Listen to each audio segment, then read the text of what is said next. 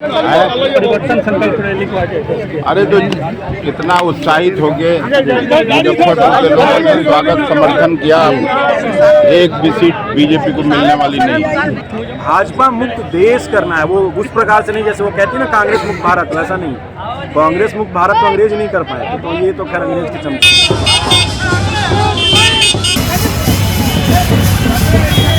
कांग्रेस के बिहार प्रदेश अध्यक्ष अखिलेश प्रसाद सिंह आज मुजफ्फरपुर पहुंचे, जहां परिवर्तन संकल्प रैली के दौरान आज मुजफ्फरपुर पहुंचे और जिला में एंट्री होने के बाद से ही लगातार जगह जगह पर उनको रोककर स्वागत किया जा रहा था। वही रोड शो करते हुए आज मुजफ्फरपुर के मोती झील स्थित जिला कांग्रेस कमेटी कार्यालय पहुंचे, जहां उनका संबोधन था। देख सकते हैं अभी हम उसी मैदान में अभी थोड़ी देर पहले यहाँ से अखिलेश प्रसाद सिंह जो है वो अपना संबोधन खत्म करके निकले हैं और काफ़ी संख्या में यहाँ पे जो कांग्रेस के कार्यकर्ता हैं या फिर जो जनता है वो पहुँचे हुए थे उनको सुनने के लिए। और परिवर्तन संकल्प रैली सा कार्यकर्ता सम्मेलन का भी आयोजन यहाँ पे किया गया है कि जो उनके कार्यकर्ता हैं उनसे मुलाकात उन्होंने की और आगामी 2024 में होने वाले लोकसभा चुनाव को लेकर किस तरीके से रणनीति है और कार्यकर्ताओं से उन्होंने बात कर उनको गर्मजोशी के साथ काम करने को बोला है और भाजपा मुक्त भारत करने को लेकर संकल्प लिया गया है। उसकी तैयारी को लेकर लगातार जो है परिवर्तन संकल्प रैली किया जा रहा है। इसी क्रम में आज बिहार प्रदेश के कांग्रेस के बिहार प्रदेश के जो अध्यक्ष हैं वो आज मुजफ्फरपुर पहुँचे थे, जहां उन्होंने लगातार जो है लोगों को संबोधन किया। उन लोगों से कहा है कि यहाँ पे मजबूती से आप लोग काम करें और पहले से अगर देखा जाए तो जो मुजफ्फरपुर के वासी हैं वो काफ़ी बढ़िया हो चुके हैं। जिस तरीके से राजनीति का उन्होंने कहा है कि यहाँ पे जो फैसले लिए जाते हैं वही पूरे बिहार और उसका असर जो है भारत में भी देखने को मिलता है।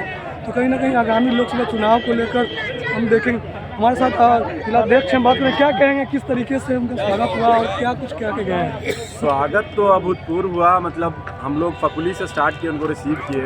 उसके बाद हम लोगों ने तुर्की में, मैं यूथ कांग्रेस का अध्यक्ष हूँ, हम लोगों ने वहाँ किया। उसके बाद हर 1-1.5 किलोमीटर के बाद एक गेट बनाया गया था, वहाँ पे अभूतपूर्व स्वागत हुआ। क्या तैयारी है, किस तरीके की तैयारी लोकसभा की है। कांग्रेस को अभी हमारे अध्यक्ष जी ने कहा है कि कांग्रेस को ये टिकट मिलने जा रहा है और आश्वस्त भी किया है। हम लोग लगे हुए हैं, मुजफ्फरपुर वैशाली में हमारा टारगेट है जो हमारे एरिया में वो जीतेंगे। भाजपा मुक्त कर सकते हैं इस बार? भाजपा मुक्त हमको देश छोड़ना चाहिए। भाजपा मुक्त करना होता 84 में नहीं कर रहे, जब उनकी 2 सीट थी। दोनों सांसद को खरीद लेते हम भी भाजपा की तरफ, अपने में मिला लेते, उनकी पार्टी खत्म हो जाती। जहाँ जहाँ उनकी सरकारें थी सब सरकारें तोड़ सकते थे। तो हमें भाजपा मुक्त देश नहीं चाहिए, हमें सभी पार्टियों का जगह चाहिए। सभी पार्टियों के वोटर है, ऐसा नहीं है कि भाजपा मुक्त देश। तो कहते हैं कि भाजपा मुक्त करना है, भाजपा मुक्त देश करना है, वो उस प्रकार से नहीं जैसे वो कहती है ना कांग्रेस मुक्त भारत, वैसा नहीं।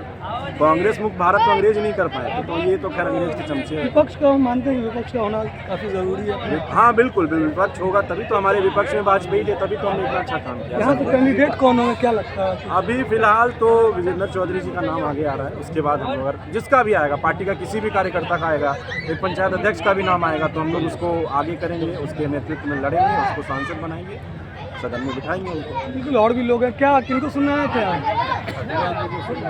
क्या कैसा रहा संबोधन, क्या कह के गए, क्या कह के गए?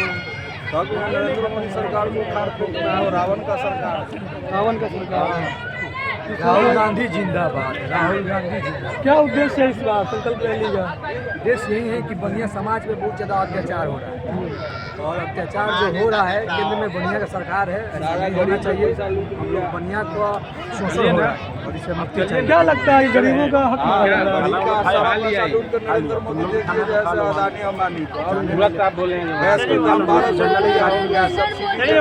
यहीं बैठा के रखो, कांग्रेस का सरकार निकलोगे ना घर, निकल जाओ गाड़ी में। काफी महंगाई हो गया है। क्या उम्मीद लगता है कांग्रेस अगर आती है तो कम आएगी और महंगाई कमेगी। चुनाव के समय तो इस तरीके के वादे किए जाते हैं, मगर बाद में छलावा होता है। पता ही नहीं एयरपोर्ट बनाएंगे, एयरपोर्ट नहीं बना अभी तक। क्या एयरपोर्ट? हाँ, पता ही नहीं, बोल के गए हम लोगों के सामने नरेंद्र मोदी जी हम एयरपोर्ट बनाएंगे, एयरपोर्ट नहीं बनाएंगे। इससे ज्यादा झूठ क्या बोलेंगे? संवैधानिक पद पर इनको झंडा दे दीजिए। इस बार काफी तकलीफ है कि मोदी क्यों नहीं तकलीफ है? एकदम हर हाथ में तकलीफ है, 120% तकलीफ है।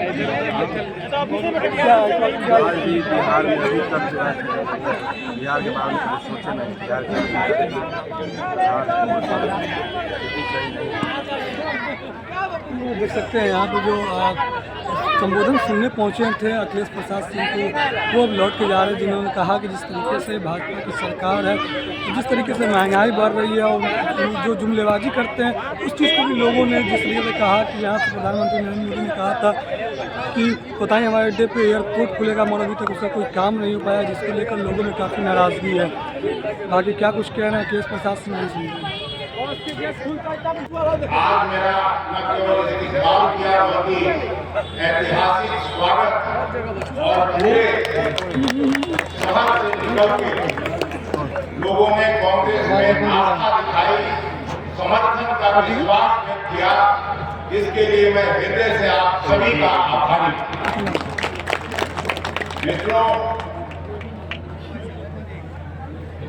मैं जब पटना से आ रहा था या कई जिला में जाने का सौभाग्य मिला, सब जगह बड़ी भीड़ हुई, लेकिन मुकुल को और विजेंद्र चौधरी जी पर भी मैं बिगड़ते रहता था कि मुजफ्फरपुर कमजोर क्यों है, मुजफ्फरपुर में संगठन चुस्त दुरुस्त क्यों नहीं होता है, कभी कोई बड़ा और बढ़िया मीटिंग कांग्रेस पार्टी का नहीं हो पाता है, इसका कारण क्या है।